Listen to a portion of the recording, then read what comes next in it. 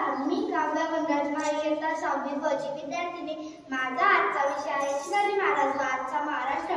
मित्रांनो, 350 वर्षापूर्वी आपल्या या महाराष्ट्राच्या भूमीला एक कर्तृत्ववान वीरपुत्र मिळाले. त्यांनी त्याच्या स्वतःच्या पराक्रमाने, जिद्दीने, शौर्याने आणि धाडसाने होत्याचं नव्हतं आणि नव्हत्याचं होतं केलं. या महाराष्ट्राच्या भूमीवर मुघलांचं तांडव माजलं होतं. अनेक स्वकीय आणि परकीय सत्तेनी सत्ता या महाराष्ट्राच्या भूमीवर तया गाजत होत्या. स्त्रियांची अब्रूची लुटली जात होती. अनेक मायमाऊलींचा कुंकवाचा धनी मारला जात होता. शेतकऱ्यांना कुणी कैवारी राहिला नव्हता. मुघलांच्या कायद्यात लाखो मराठा सैन्य अन्याय संकष्टीत पडलं होतं. अशा या परिस्थितीत हवा कसरवा चमकार, जगमगता पेटता अंगार. अखेर ती वेळ आली आणि सह्याद्रीची गर्जना झाली. 19 फेब्रुवारी 1630 रोजी दर्याखोऱ्याच्या मावळमाथ्यात शिवनेरी किल्ल्यावर रायतेचा कैवारी शिवछत्रपती शिवाजी महाराजांचा जन्म झाला आणि स्वराज्याची गोंधळ चालू झाली. आज 350 वर्षानंतरही या महाराष्ट्राच्या भूमीला शिवरायांची गरज भासते. ही खूप मोठी शोकांतिका आहे बांधवांनो.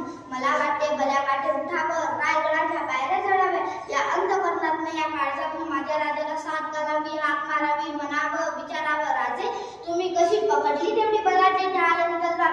राजे तुमच्या मावळ्यांच्या हाताचे कपही उचलता नाही या कसे लटलट कापताय. राजे तुम्ही राज्यवेळी स्वराज्यवेळी भारावला होता.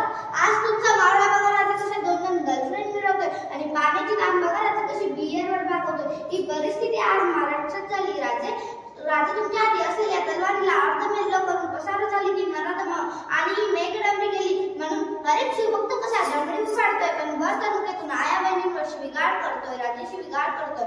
वयाच्या 16व्या वर्षी माझ्या राजाने स्वराज्यात तरुणा किल्ला सामील केला. या वयातले आमची पोरं काय करतायत.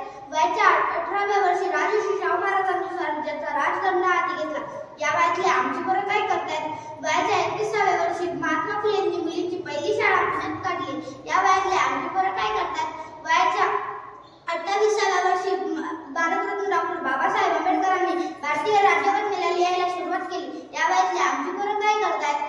आमच्या मुलांना 17-18 ओलांडली की त्यांना मिशा फुटतात. त्यानंतर 20-21वी ओलांडली की त्यांचं लग्न होतं. तेही अभ्यास करून लफडी करत. त्यानंतर 30-31वी ओलांडली की ते जन्म देते आई वडिलांना घराबाहेर निघून देतात. ही परिस्थिती आहे बांधवांनो. आज आम्ही समाजात पाहतोय की मुलं शिवाजी महाराजांचा पेहराव काय करताय, भलीमोठी दाढी काय वाढवताय, कानात बाळ्या काय घालताय, चंद्रकोर काय लावताय. मला हे सांगायचंय माझ्या बांधवांनो, मी शिवाजी महाराजांसारखा दिसतो का, त्यापेक्षा मी शिवाजी महाराजांसारखा वागतो का, हे जर तुम्ही लक्षात घेतलं तर तुम्हाला समाजात कधी मान खाली घालावी लागणार नाही.